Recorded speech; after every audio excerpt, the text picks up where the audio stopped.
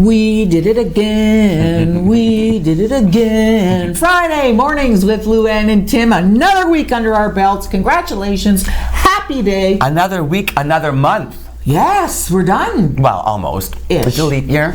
Yeah. Leap. I never got that. I sort of get all confused. Today, as I brushed off my car, of the 18 inches of snow. I thought to myself, well, you know what? I was just out filming a segment that'll be aired in the future at Searchmont. Yes. With the Canadian Ski Patrol. Mm-hmm. And it was gorgeous out there. And so today, as I cleaned off my car, I thought, well, this will be nice for outdoor enthusiasts, for the skiers and the snowmobilers and the cross-country skiers, and the snowshoers and the ice skaters, for the... You're all out of your mind. You're crazy. What's wrong with you?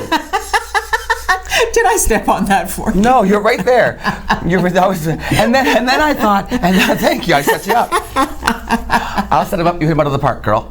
I also mentioned as I walked into Luann, my great-grandparents, when they emigrated from Ireland, what made them think, I think I'll move to Sault Ste. Marie. I hear they have lovely balmy winters there.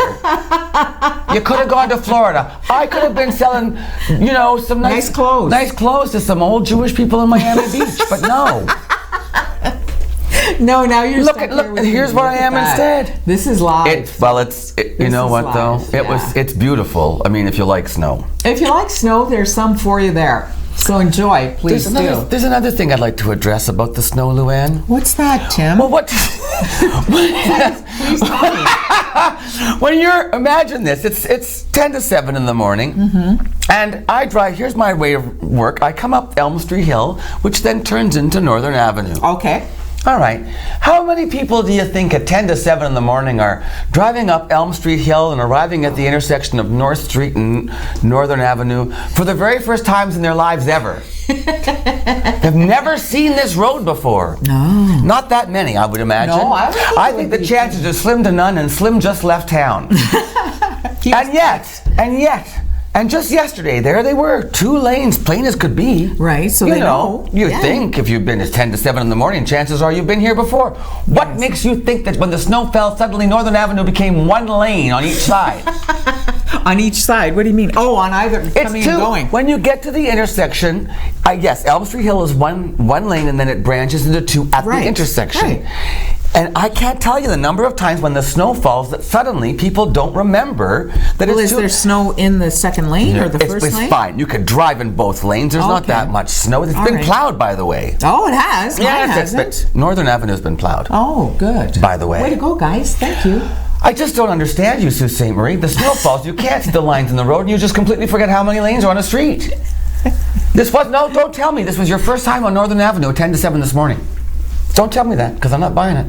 He's not buying it. He has anyway, no money, that's why. I'm not buying it. It's Tooth Fairy Day. It's Tooth Fairy Day. I told my kids that the Tooth Fairy lived in the rail. You know, when you're on the International Bridge, you look down to your right when you're going into the States. There's that rail line system thing. Yes, it's a train tracks. Yes, yeah, and there's a little house there. I used to tell my kids that the Tooth Fairy lived in there. So my son said to me, where did you get that from? I don't know. Okay. They were asking, where's the Tooth Fairy live? And I said, right there. And my son said, but she's so light and pretty. Why does she live in such a dark house? So then I hit him and said, shut up. Thank goodness you weren't driving by the sewage treatment plant. Where's the Tooth Fairy live? Right there. And if you don't behave, you're going to move there with her. Do you know, here's the average. What did you give your kids for a tooth? How much? Oh, gosh. I mean, how much? I think a loony. I'm sorry, just in case there are children watching. There shouldn't be. Not the way we speak. No, you know what? I don't think it was a loony. I don't. I think it was maybe 50 cents, 75 cents. Yeah. I got a quarter for my teeth. Yeah, me too. People are getting $20. I'll pull out my own teeth. In 2018, that's the latest statistic I have. $4.13 a tooth was the average. There's how many teeth do we? Ow, my wrist. There's 25. Well, that's a lot of money. 25. Good heavens, that's $100. I'm doing it. $4. That was down. In 2017 was an all-time high. $4.66 a tooth average. And you know what? If the kid complains because he's not getting enough money because Johnny got more money than him, you tell that kid of yours, you know what? The Tooth Fairy doesn't have that many pockets. And Johnny is spoiled. Brat. We don't like Johnny. Johnny, go home. You can't come to my house anymore, Johnny. Wow. Punch him in the face, he'll be rich. It's National Chili Day. It is. How do you feel about chili? I love chili. Me too. I love chili. I don't like hot though. Spicy hot. No. That's why you can add your Frank's hot sauce or your Tabasco to your liking. I bring it to the table and put that stuff out. That's nice for of people. you. Yeah, and grated cheese and sour cream, and then you have taco chips because then you can like sort of treat it. Let's make some. Let's go to Mary's. Let's go to Feeding Your Soul Cafe. I bet she's got some good. Well, yeah, because she makes the chili for Hiawatha now. Oh, she does. Oh, that's Feeding Your Soul awesome. Cafe does the food for Hiawatha. Man, she's not busy enough. I know. Holy It's moly. also Public Sleeping Day. So Public sleeping day? Public Sleeping Day. So you can sleep publicly? Yes, they encourage it. In public? Yes, and they say Seriously? Even doze off at work, just at your peril. Doze off at work. Yeah, Public Sleeping Day. You're allowed to sleep in public. There you go. Right. Thank God. Let me tell you something else. Yay, she's going to shut up for a minute. No, I'm the one who talks too much. You talk for a Hey, bit. you know what? No, I never What do. is your favorite Girl Guide cookie? Oh, the white. Oh, yes. Really? Oh, no doubt, the You're white. such a plain Jane. John. I wear either. Yeah, either. Or- Apparently, Justin Timberlake started this huge controversy on Instagram, on his Instagram page, and he said he likes Samoa's cookies. I Girl want Guides? I don't know what that Samoa. is. I want Samoa. cookies. I'm sorry, I don't know if I'm pronouncing What are that. Samoa cookies? Samoas. Samoas. They're a brand. They're a kind of Girl Guide cookies, and he said these are the favorite. These Well, are the best. And what he is it? said- What's a Samoa's? Well, he had it in his hand, and it looked like a circle with a hole in it. That's it. There it is. We don't get those in Canada. No, we used to. My mare had them in her bowl. At But the Girl time. Guides? Yeah, that's awesome. Wait, no, those are I not. love those. Yeah, he said the Girl Guides. Girl have Guides those sell now. those? Yeah, not here in Canada. No. So if the big controversy is there coconut on those? Samoas, I don't know. Not is a there? fan. Ugh, no, I know. Thin mints is another one that Hate 'em, everybody hate 'em. loves.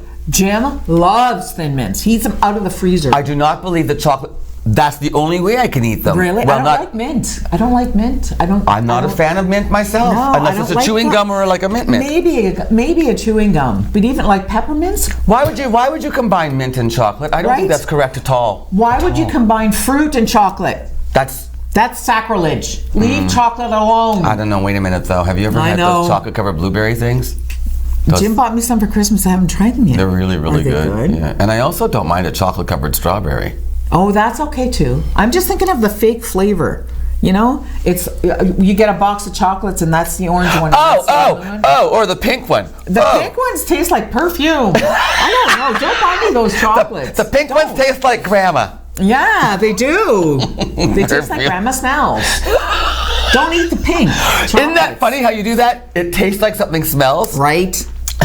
It's weird. This tastes like the smell of something. Right? That is weird, but we're all connected down there. Yeah, like when I'm eating egg salad, I think this tastes like Espanola smells. I'm going home this weekend. That's why I can bash it a bit. Going to see my mom. Espanoodle. I'll never be able to eat egg salad again without thinking, this tastes like Espanola You know smells. what? When you're peeling those 12 eggs to make the egg salad, take a whiff and then come on to Espanola. Oh, I haven't seen. You got to come with me one weekend and we'll do Giant Tiger together. People The are best one okay. in I don't Espanola. understand this at all. Are we getting one of those? Yes, we are. People are so excited about It's it. flipping awesome. It's a discount store. So what? I have enough. Everything I wear is from Giant Tiger in Espanola. Easy. No, I like this. Thank you. Is that from Giant Yes, Tiger? I'm telling you. I take it back. I might try it. You should. Okay, I will. Yeah. Hey, okay, Oh. so on the show today, we're bowling. There's a National Canadian 10-pin bowling championship coming Wow. to Sault Ste. We're youth bowling, I know. 10-pin? Youth 10-pin. Wow, I can't. Well, I don't know, there's a tournament, so I'm going to find out about it. Okay, So are cool. you, if you pay attention once in a while. And then also, it's called Self-Harm Awareness Day. That's on March the 1st. Well, March the 1st is Sunday, so we don't have a show.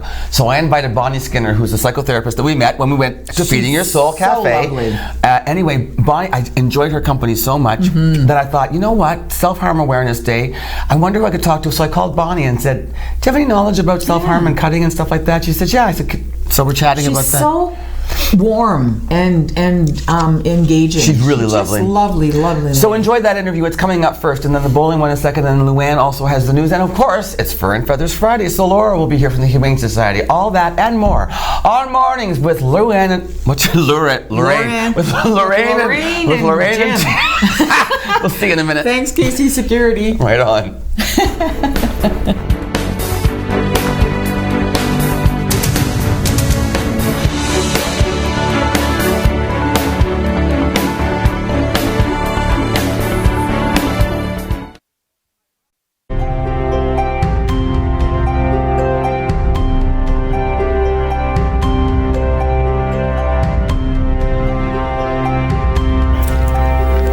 Welcome back to Mornings with Luann and Tim. For those of you who watch the show regularly, you may have seen us on location at Feeding Your Soul Cafe, where I was joined for a segment by Bonnie Skinner. Bonnie's a psychotherapist. We had a great time that day. Oh, we had a wonderful time. You joined us because you are located in that complex where Feeding Your Soul Cafe is, Yes. which is the address on White Oak Drive. That is 96 White Oak. It's the Two Brain Workshop. It's called what? The Two Brain Workshop. The Two Brain Workshop. So we're a collection of entrepreneurs that are all inhabit that building. Left brain, right brain? Is that why it's called the Two Brain Workshop? Yeah, so Two Brain Workshop is kind of the brainchild of entrepreneur Chris Cooper. Chris Cooper, he owns the building, Yes. and he decided to have this sort of all-in-one wellness center, mind, body, soul. So a space where entrepreneurs could kind of start their business and impact their communities. And the reason I invited Bonnie back on the show today was because March the 1st it's called Self-Harm Awareness Day. Yes. And so we're going to air this. Bonnie's coming to visit us to pre-record this segment. We're going to air this on Friday, the 28th of February, because that's the closest I could get to March the 1st, which is a Sunday this year. Yeah. Self-harm awareness. When I think of self-harm, the first thing that comes to mind is cutting. But you've told me in our little pre-interview there are different types of self-harm, some that I was unaware of. Let's start with Bonnie. Generally, when you're talking about self-harm, is there a certain age range that is affected or that is afflicted with self-harm? So basically anybody can self-harm. So it can affect any age demographic. It can start at any age? Yeah. The ones that we're concerned about now, not that we're any less concerned about anybody else, but is the youth population. So see, that's what I always think about teenagers. Yeah. So even between the ages of 10 and 17, as young as 10, Bonnie. We've seen an increase in self-injury behavior. Now, so I mentioned cutting. Some other forms of self-injury, self-harm. So it could be, so for example, there are individuals who will hit themselves. Really? Self-poisoning is also a form of self-injury, or they will scratch their skin or kind of destroy tissue or insert something into tissue, like for example, a pencil lead or something that causes perforation of the skin. And the sort of the pathology behind it, is that the right word, pathology? It depends. Why someone self-harms? Yeah, so it can be, if you ask two people, you may not get the same answer. For example, one person may tell you, for me, it's a release. It is, I have all of these emotions and all of this pain and all of this emotional, psychological stuff I'm dealing with, and the only thing I feel like I can do is cut. The only thing that'll take my mind off it or redirect me is when I hurt myself. Okay. You may ask somebody else and they'll say, I feel numb. I hurt myself or I injure myself to feel something because I'm so numbed out, right? And for other people, it could be a form of self-punishment, right? So it can be a lot. It's really it's a manifestation of the pain and the inner turmoil that somebody is going through. It's an inability to cope almost with what's going on and what's going on inside their minds and what they're feeling or what they're not feeling. Okay, so do you think that there's people get confused about self-harm and suicide? Yes. Yes. So I think, in particular, I think in my experience as a clinician, what I've noticed is when a parent discovers that their child has been self-harming, they automatically, not automatically all the time, but it's common that they will assume this means they're suicidal. Because they're cutting themselves, they want to die. Yes, and largely that is not the case. No, it's not. So somebody who is self-harming is trying to cope. They are looking for ways, they're not focused on the intention to die, they're focused on how do I manage these feelings that I have. Somebody who is suicide focused, their intention is to die, right? Right. So it is the response to self-injury tends to be conflated or inflated, I guess, by the fear that somehow this means my young person is suicidal. If you're a parent, because I know parents, it may seem hard to believe that if you have a child who is practicing self-harm, has cutting or is doing some of these things, that you wouldn't know it. But it's not remarkable, is it, that parents are the last ones to find out, that they don't know what's going on under their own roofs with their own children. They don't know what's happening. Not at all. And is that because these kids are good at hiding it? It could very well be, right? So for example, if somebody wants to hide the fact that they are cutting, they may cut in a place that can't be seen. So for example, the inner arms or the thighs, right, are common places, or the abdomen also. And so places that are typically covered by clothing, right? So if you've got a 14 or 15-year-old that's walking around the house and they're clothed, you may not notice it, right? And I think that is also a really big struggle for parents, because if they do find out that their child is self-harming, it can cause a lot of inner turmoil for the parent. Is that my fault? Did I miss something? Am I paying enough attention? And it can be quite catastrophic for them as well. You say paying enough attention. That's, I think, another thing that is not true. Another fallacy about self-harm is that kids are doing it for attention. That has not been your experience. That is not the norm. That is not generally what's going on. No. I think the whole, doing it for attention thing, I think that also comes out of a lot of the other mental health stigmas, but I think it can be quite damaging, because what happens is we are dismissing somebody's pain.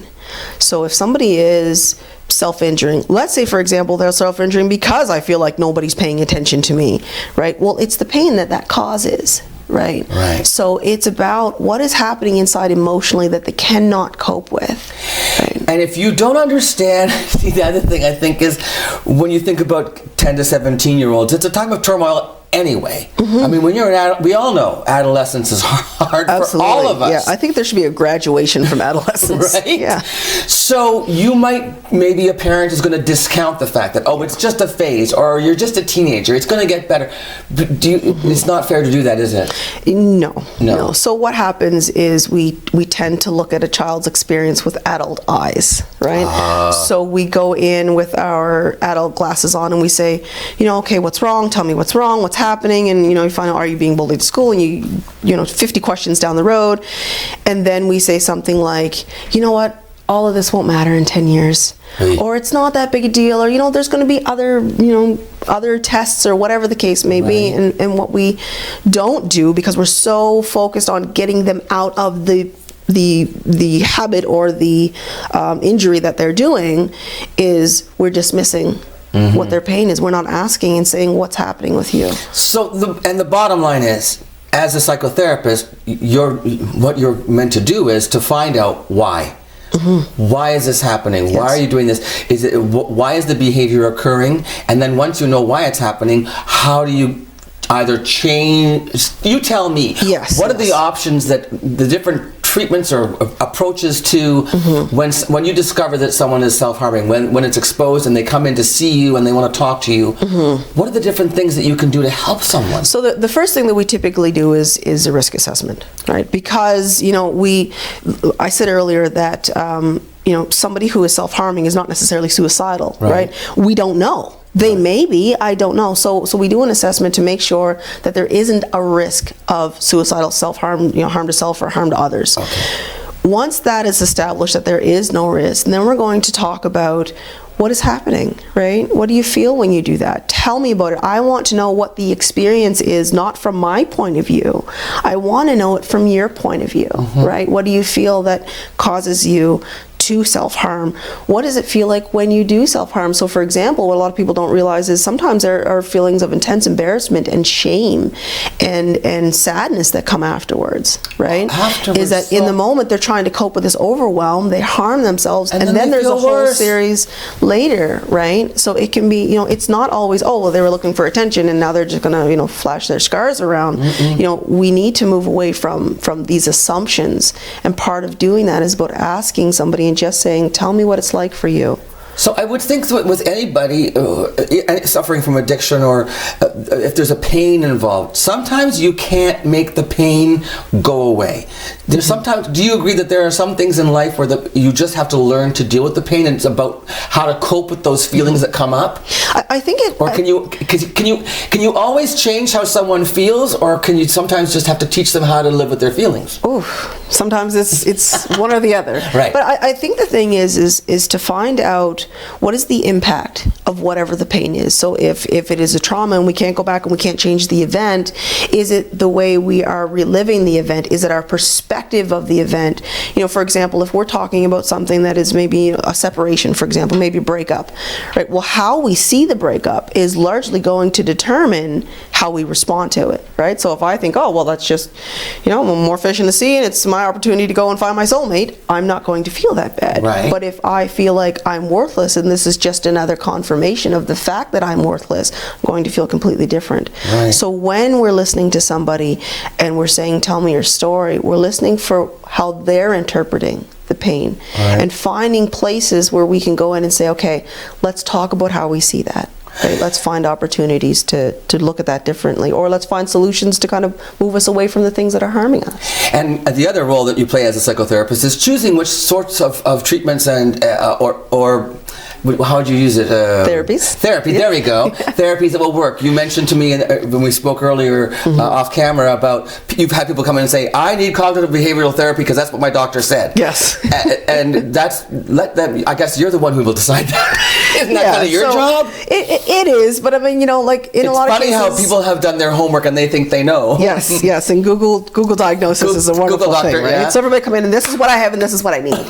And I think, you know, and once we get past that, and I always respect people being able to self-advocate, right. But I think, you know, we get very caught up in the letters that we are going to throw at people or the labels that we are going to put on people instead of saying what's happening with you and how is it affecting you, and let's find the right therapy or the right strategy to help you get to a place that you want to be.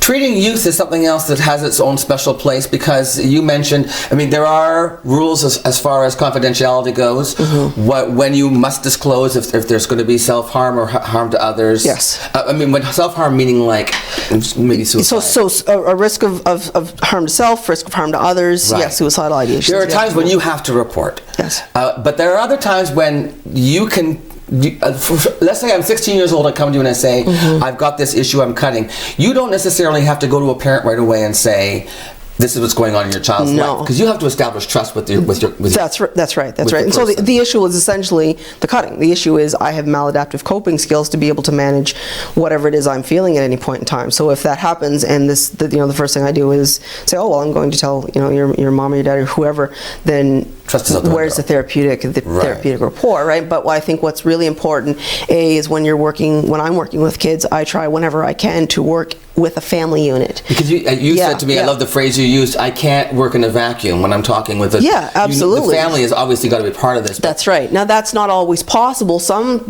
young people will tell you, I don't want my parents here. Okay, fine. And in those cases, it's to make it clear with the individual I'm working with, and also with the parents who are giving consent, to say there are limitations to confidentiality. If you're at risk, if somebody else is at risk, or there's a report of suspected abuse, I have a mandate, or I have the mandatory reporting duty to have to disclose that. We're running out of time, but before we go, I wanted to talk about the aspect of when parents find out that this is going on, there might be the tendency for them to just not know how to react, and their reaction could be worse than if they don't have an informed way of dealing with what their child is going through. Yes. You would recommend that a parent also find out how to deal with a child who is self-harming. Absolutely. I mean, it can be quite a stressful experience in and of itself to find out that something has happened to your child, right? Whether it's self-harm or something else. So as a parent, you need support, right? You need to be able to ask the questions that you want to ask so that you're not taking that anxiety, that panic, that crisis mode into your conversations with your child, right? So it's okay to ask for help. It's okay to say, I have no idea to deal with this, because, you know, life and children don't come with a manual, especially not a mental health manual.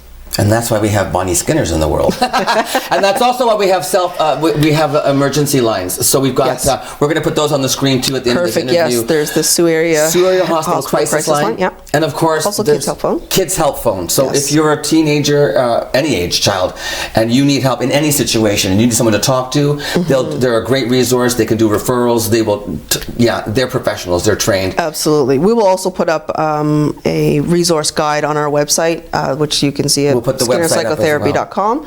That'll have a list of resources that parents can access. Bonnie, so great to have you in. Oh, thanks for joining us. My pleasure. If you want more information, you can reach out to Bonnie. She's right there for all of you, 96 White Oak Drive, and you'll see her website coming up as well. And write those numbers down, keep them in your head in case you ever need to talk to somebody in a crisis situation. Thanks again, Bonnie. We'll be back with more Mornings with Luann and Tim after this.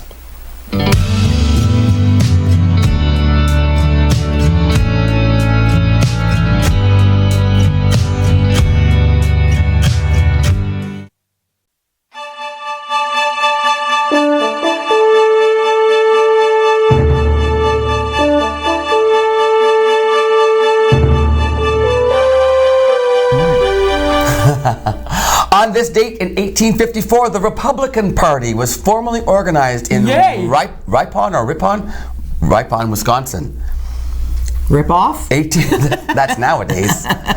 And that made me wonder about Canadian parties. I wonder about Canadian parties. The Liberal Party was actually like what we know now as the Liberal Party was called the Clear Grits.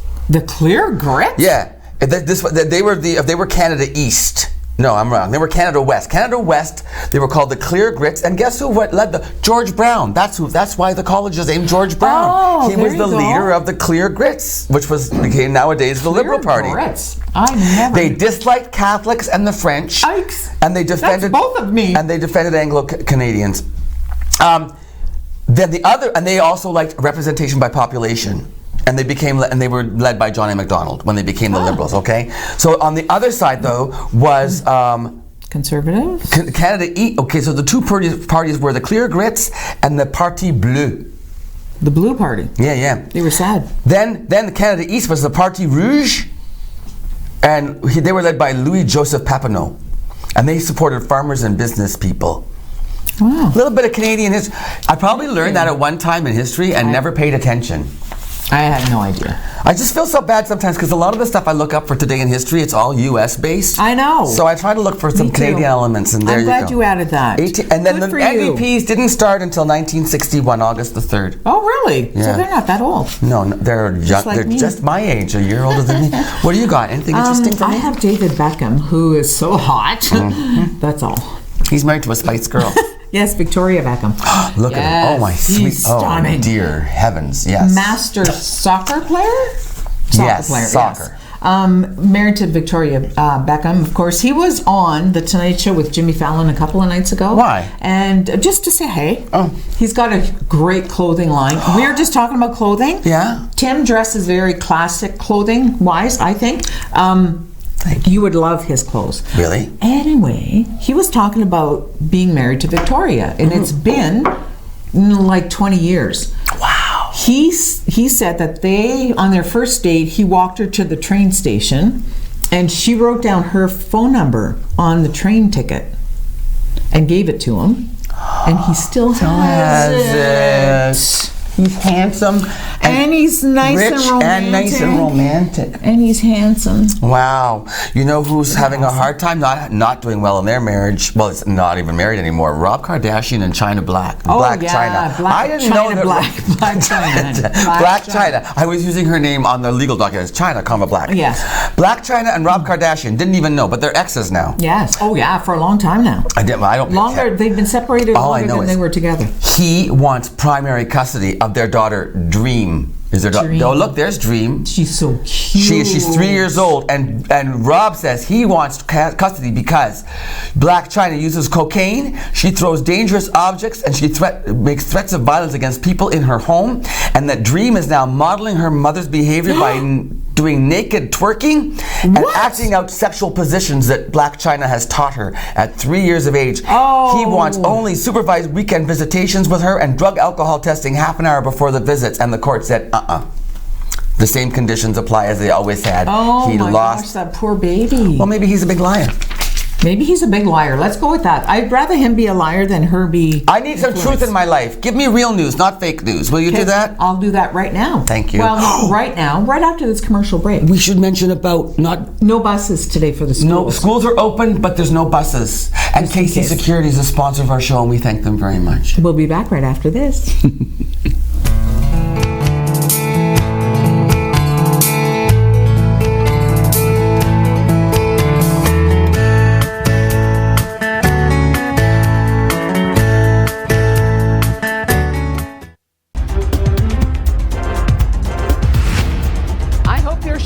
Are at the ready. Environment Canada says a weather advisory for the Sault and St. Joseph Island is still in effect. The snow started falling midday yesterday and dropped about 5 centimeters, only to continue overnight with several more. The lake effect snow bands off of Lake Superior are expected to affect the region at times today, especially near the shoreline. Local whiteout conditions are expected. Travelers are advised to exercise caution.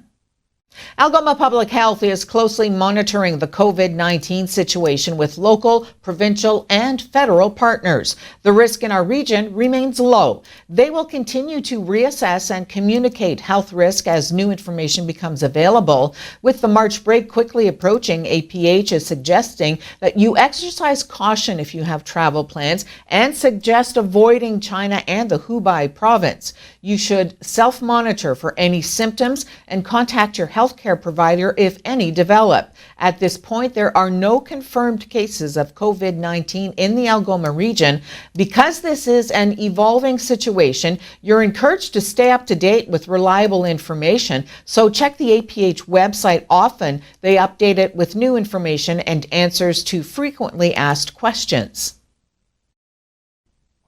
Yesterday, City Police arrested 25-year-old Kawisi Armu, 25-year-old Jason Ramasar, 21-year-old Javante Reed, and 20-year-old Handel Hippolyte, all of Toronto, for unauthorized possession of a firearm. A traffic stop was conducted for speeding, and officers noticed open alcohol in the vehicle. A subsequent search of that same vehicle was conducted, and officers found a loaded 9mm handgun and a small quantity of what is believed to be cocaine and 7 Adderall pills. All 4 of the occupants were arrested and faced several weapons-related charges: driving while under suspension, breach of probation, and possession of a controlled substance. They were held for bail court. High school teachers are off the job today at more than a dozen Ontario boards as part of their union's campaign of rotating one-day strikes. The Ontario Secondary School Teachers Federation says the 16 boards include those in Hamilton Wentworth and Ottawa Carleton. The union representing the province's French language teachers, meanwhile, is set to resume contract talks with the government today. The new round of negotiations comes a day after the Ontario English Catholic Teachers Association announced a province-wide walkout for March 5th, citing unsuccessful bargaining talks earlier in the week. All 4 of the province's major teachers' unions have been in contract talks with the provincial government since September. Last week, they engaged in a province-wide strike that saw 200,000 workers off the job, the first time since 1997 that educators from all the labor groups were on strike on the same day. We have a situation with the virus. We've done a great job. The press won't give us credit for it. We have 15 people in this country that right now we brought in 40 from, these were Americans that were in trouble way outside near Japan. And we brought them in and they're in quarantine and they're getting better. Before celebrating Black History Month in a ceremony in the East Room at the White House yesterday, President Donald Trump sat down with a group of the attendees and defended his administration's handling of the global health threat of the coronavirus.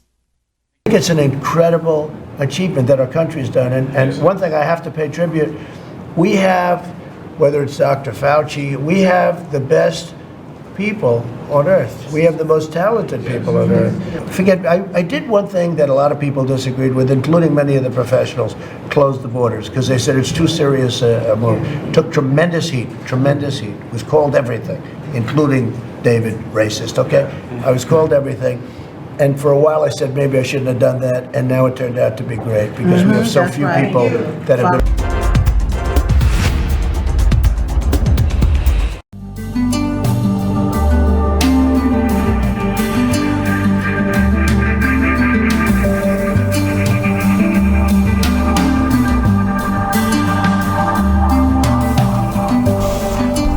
Okay, I got to admit, I'm one of those bowlers who my best bowling is in the first few tosses, and then the game goes downhill. Is that a common thing, ladies? Well, it can be. Okay, now Tina's been here before. Tina Bowen, you've been here for Hiawatha Highlands, but you're not here today to talk about skiing or snowshoeing or fat biking. You're talking about bowling, right. And you're joined by Lisa Woolley. You two are both involved with a local league, a youth league, right? Yep. And here's the great news. We're getting the Canadian National 10-Pin Bowling Championship right here in Sault Ste. Marie. That's coming up when? In May? May 28th. How many days is the tournament? It goes until May 31st. So a 3-day tournament, national, how exciting. Would we have gotten this if we weren't in the competition? I mean, like, do you have to have a team in to actually qualify to host? Yes, so every province that is involved, so there's 8 provinces involved, and every province involved has to host the tournament at least once in the cycle, in the rotation. But what I'm saying is, were we guaranteed a spot in the tournament as a team from Sault Ste. Marie, or would we have had the tournament even if we weren't in it? Do you know what I mean? Yeah, we have a guaranteed spot as Team Northern Ontario. But so here's what's kind of cool too, is that our team, the Northern Ontario team, consists of kids from where? Did you say Thunder Bay? It's the Thunder Bay and Sault Ste. Marie. How much fun is that then? Because they compete against each other at the provincial. Like, when did they play against each other? Last weekend. So as recently as last weekend, they're competing, and now they're going to be on a team together. That's right. What's the dynamic like for that? It's good. I mean, the kids all form relationships over the years, and they stay in contact now with social media. They stay in contact all through the years, so they're always talking. Their game faces are on when they're bowling against each other, but once we come together as a team, they definitely gel well as a team. That's so great, and that's a really great part of bowling, or any sport really, is the camaraderie, right? Absolutely. Yeah. What other kind of benefits would you say kids get from being involved in things like organized bowling leagues? It's a lifetime sport. Yeah? Absolutely. You know, nobody sits on the bench. Right. You don't even need any equipment because it's all there. I mean, you choose over and above to fine-tune your equipment to how you bowl, you know, such as a ball that may hook or a straight shot. There's... Balls do different things? They do, yeah. I did not know this. Now I have an excuse for when I bowl poorly. I'll just say, well, that ball obviously hooks. It wasn't me, it was the ball. How did you first start bowling? What about you? You actually are, do you still bowl? Oh, yes, yeah. My grandfather was big into bowling, and actually he was half blind and bowled a 299, and so he was really big into bowling, and so it was the sport that I joined when I was 12, and bowled all through the youth bowling program, and met my husband through the youth bowling program. And then later owned a bowling alley together. So Churchill Plaza was yours. Right. I love bowling. I was there before you were there, obviously, because I bowled there doing birthday parties when I was a kid. There you go. Yeah. It's a shame it's kind of fallen off a little bit. Hey, bowling. Yes, it has. We used to have 5 lanes in the Soo. We're down to 1. Mm-hmm. Right. Yeah, but now we're competing against cities that have way more leagues, way more players. What's that? How does that balance out, do you think, Tina, as far as... Well, basically what it boils down to is the the competition. So they wean themselves out. They all have to qualify to get into that spot. So it's basically the best of the best, or it can also fall that someone's having a bad day, and then the next person who may have never made it to that competition actually gets a shot to get to that competition. And you both you also come from a bowling family. Yes, yeah. My parents. My father is actually one of the coaches at the youth league. Is he? Yeah, and he has he's coached down at Lisa's Alley when it was open. He's been up at Cambrian before a long time ago, and actually Tina has both her daughter and her niece that are going to be bowling in this year's national competition. Yeah. So it's definitely gone through the family and her family. Yeah, it seems to be a generational thing, really, when it comes to leagues and that. And we have leagues in Sault Ste. Marie for every age. Is that true? Yeah. Yeah. They started ours at 4. Yeah. And this is North Crest we're talking about is hosting, right? Right. The tournament, Canadian national tournament. So how many teams are coming then? Or how many bowlers, let's put it that way. Do you know how many bowlers will be arriving in Sault Ste. Marie? Yeah, so we'll have 64 bowlers. There's 8 provinces represented. Okay. Ontario has 2 provinces because of the geography. So 2 teams. That's okay. Because of the geography, we split Southern and Northern Ontario. So 8 provinces represented at the competition, 64 bowlers. Yeah. And definitely it's a family event. Everyone comes. You get the 64 bowlers, but then they bring an entourage of. They do. Absolutely. Yeah. They bring coaches, obviously, family members. I'm sure if these are youth bowlers, a lot of them are going to bring their families, right? Absolutely. So do you have an estimate of how many guests beyond the bowlers might be arriving in this soon? We'll be over 200 people in total. But that's fantastic. It is, yes. And we get a lot of exposure then also, right? We do, yeah. Obviously, this requires some sponsorship to make this happen. How's that going for you? So we've had some really great sponsorship. We've had TD step up, we've had Kinsman step up, we've had Gateway Casinos step up. So some really great sponsorship and partnership in the community already. But we're certainly looking for more. It costs us between $8,000 and $10,000 to sponsor an event like this, so we really need the support of the community in order to make it successful. And it doesn't have to be in cash. It can definitely be in-kind donation. So we're always looking for ways to help and support. And you're even looking for transportation, that kind of thing. I never thought about that, getting to and from. Because many of these people will be flying in, not driving. Right. So how do they get from their hotel to the bowling lane, right? Well, the advantage is we got Quattro and North Crest kind of in the same parking lot, so that's a real advantage. But certainly Bus Lines has stepped up to provide transportation from the airport to the hotel and back, and also around the community. So, if there's different events and things that our participants can participate in. You have a banquet, obviously, so you need sponsorship for that too, to help offset the costs of the food and the venue, right? And then also opening ceremonies. You do a whole opening ceremonies thing? Yes. Tell me a little bit about that. What's that like? So basically they line up all of the provinces and the teams, right from the Bantam, which is the youngest division, right up to the senior. How old are Bantams? Bantams, usually when they come here, they're about 11. Little 11-year-old bowlers? Yes. And like I said, it depends on their ability. Sometimes a 10-year-old can be pulling rank over a 12-year-old in that division. It's all about the ability. So there's Bantams, and then what other divisions are there? We have juniors, intermediate, and then senior division. So 4 levels. How old are the seniors? They go up into 22. No kidding. Wow, that's amazing.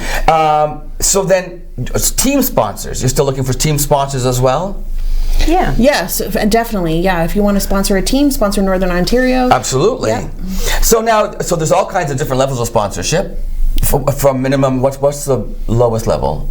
Really, the welcome bags. If you wanted to do an in-kind donation for the welcome bags, we provide every participant and coach with a welcome bag. So if you're a local business, home with a little bit of swag, a little bit of Sault Ste. Marie swag. Right. That's a great idea. Yeah. And you're also getting, and when you go up to different levels, you're getting national exposure at some points too, right? Right. I mean, if for certain levels of sponsorship, they're in all the advertising and promotion that's going across the country. It is, yes. Wow. How do they get a hold of you to talk about sponsorship? What's the best way to reach you guys to say, hey, we'd like to help out whether it's transportation, banquet, opening ceremony, swag bags. There's so many different levels. Seating sponsors, printing sponsors, nutrition sponsors. Best way to reach you? Yeah, so you can definitely email me at lisa.woolley@hotmail.com. Lisa has two I's, Lisa.woolley, Woolley. Correct. Lots of doubles in there, I eh? know. IIOOLL.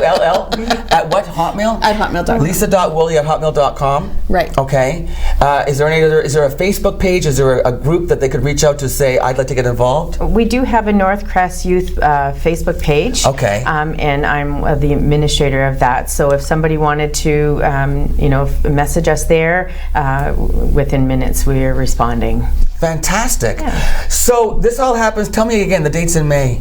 May 28th to May 31st. At North Crest. Do people come to watch bowling? Do you get people coming in to watch the tournaments? Yeah, absolutely. And the lane also, North Crest has food there, and they're also licensed. Correct. So come and hang out, enjoy a beverage, have a little snack, and watch the youth bowl and cheer on the Northern Ontario team. Yes. Yeah. All right. Okay. Well, thanks for being here today. I've learned an awful lot Thanks about. for having us. I told you I've got to go look for that ball that hooks from now on. And you can check out more information on the National 10-Pin, Canadian National 10-Pin Bowling Championship, and you can find out more information at the Facebook page for North Crest Bowling Lane League. Is that the title of the page? North Crest Youth League. North Crest Youth League. Thanks so much, Tina. Thank you very much. Thanks nice for meeting having you, us. Lisa. And we'll be back with more Mornings with Luann and Tim right after this.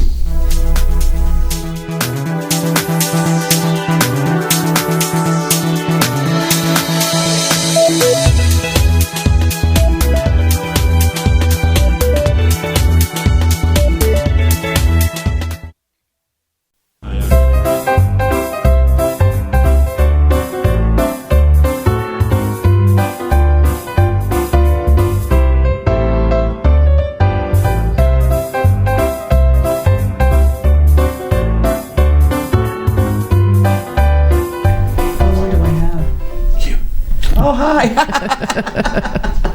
How long do we have, Laura? We have as much as we want. I got a kitty cat. Do we have names? No. Yeah, actually, they did come with Really? names. They were surrendered to us. What do you mean they came with names? They're only 4 months old. I know. This is little Timbit, Timbit. and that's Blackie.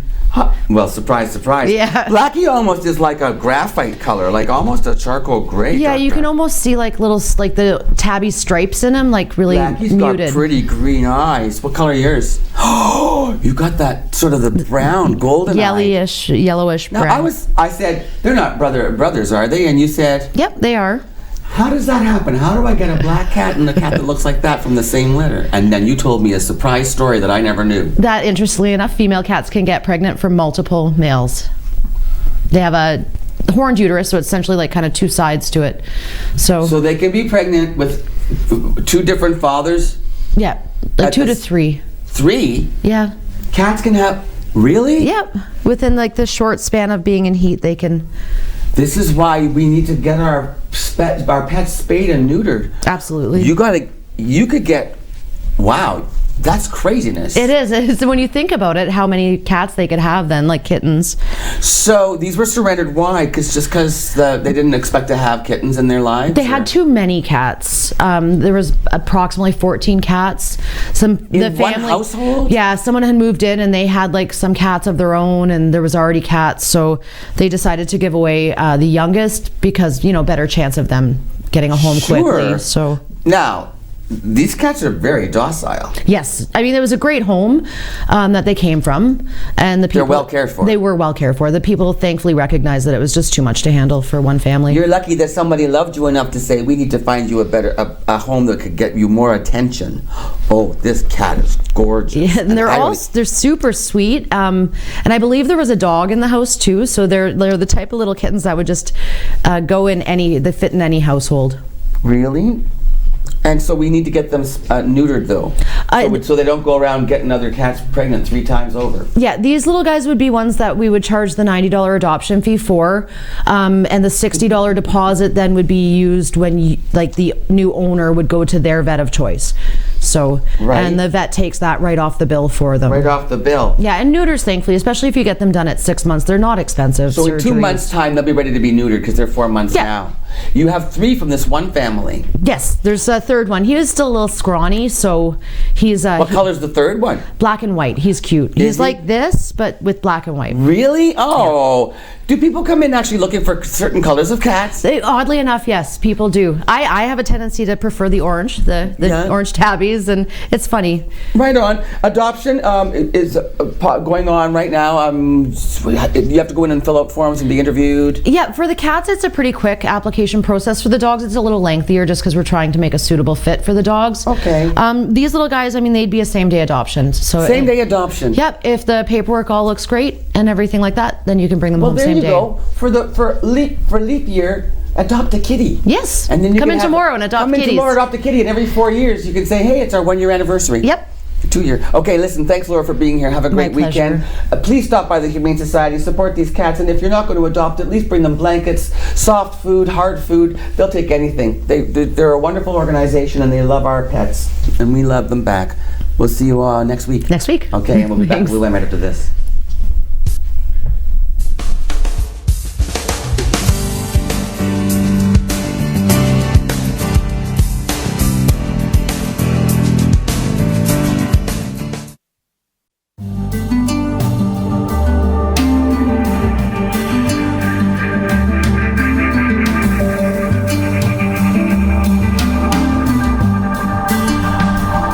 I hope you have a great weekend, and I hope you join us on Monday when the Twinkie Foundation stops by and runner Rick Fall is doing his fundraiser. Great information there on Monday's show. I love the Twinkie Foundation. Such a good idea. Thank you so much for watching. Thank you, Casey Security, for sponsoring us. And also, we have a brand new email address. So if there's something on the show that you would like to see, or if there's something that Tim's doing that you really don't like, you can just say so. It's louandtimshow@gmail.com. So you can get a hold of us. If you have any ideas, if you know of somebody who might have a fundraiser coming up, that's the way to reach us. Or if you think Luann talks too much, please tell me. We'll see you Monday. Have a great weekend. Bye.